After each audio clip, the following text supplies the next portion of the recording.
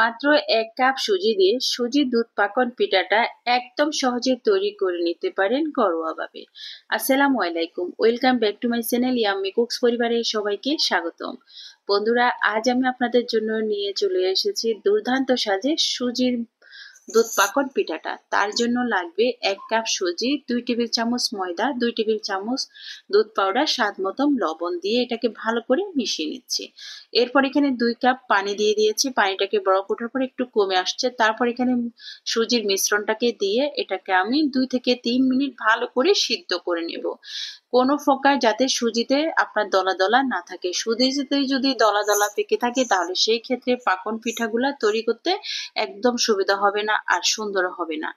এখন এটা সিদ্ধ হয়ে গেল। তারপর এটা একটু হালকা ঠান্ডা হওয়ার পরে এখন আমি হাত দিয়ে মথে নিচ্ছি।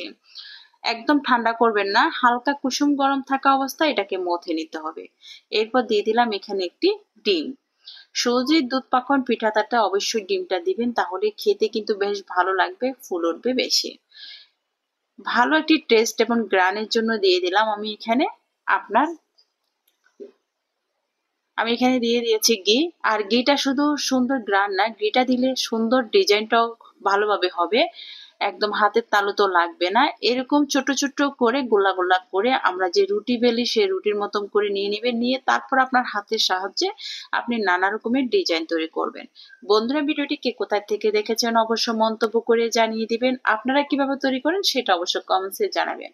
আমি এত সহজভাবে তৈরি করেছি, আমি আপনাদের মতো হয়তো অনেক সুন্দর করে জানি না, তবে আমার মতন যারা খুব সহজভাবে তৈরি করতে জানেন তাদের জন্য আজকের ভিডিওটা।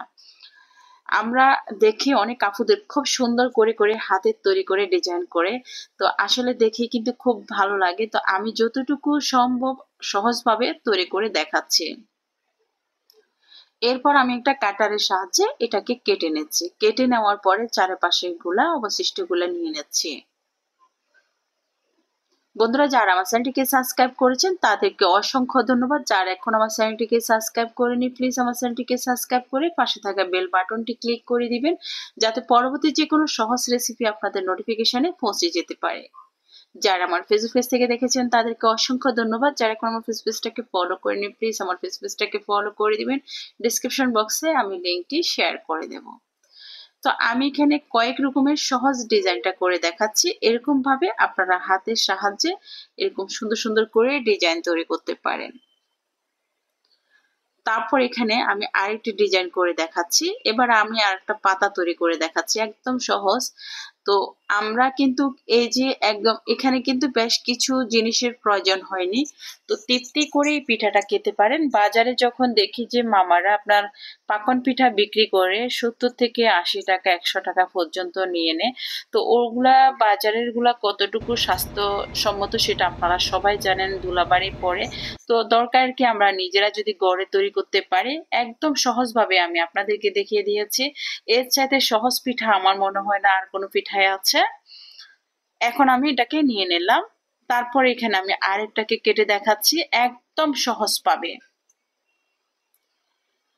আমার চ্যানেলে আরো নিত্য নতুন খুব সহজ সহজ নাস্তার রেসিপি দেওয়া আছে। আমার এই ইয়াম্মি কুক চ্যানেলটি মূলত হচ্ছে যেখানে নাস্তার, স্কুল টিফিন, তারপর হচ্ছে যে আপনার যে কোনো বিকালের নাস্তা, সকালের নাস্তা, আমাদের যে আমরা তো বাঙালি, আমরা একটু সকাল বিকাল একটু নাস্তা খেতে খুব পছন্দ করি, মিষ্টি খেতে পছন্দ করি, সবটাই কিন্তু অলরেডি আমার চ্যানেলে পেয়ে যাবেন। এখন এটাকে আমি ভেজে নেব। এটাতে ভাজার জন্য বেশি কিন্তু তেলের প্রয়োজন হবে না, আমি অল্প একটু তেল দিয়ে দিয়েছি। তারপর এখানে আমি পিঠাগুলাকে দিয়ে দিচ্ছি। এই পর্যায়ে চুলার আঁচটাকে মিডিয়ামে রাখতে হবে, কিন্তু চুলার আঁচটা যদি আপনি বাড়িয়ে দেন সেটা লাল হয়ে যাবে আর খেতে কিন্তু পিঠাটা ভালো লাগবে না।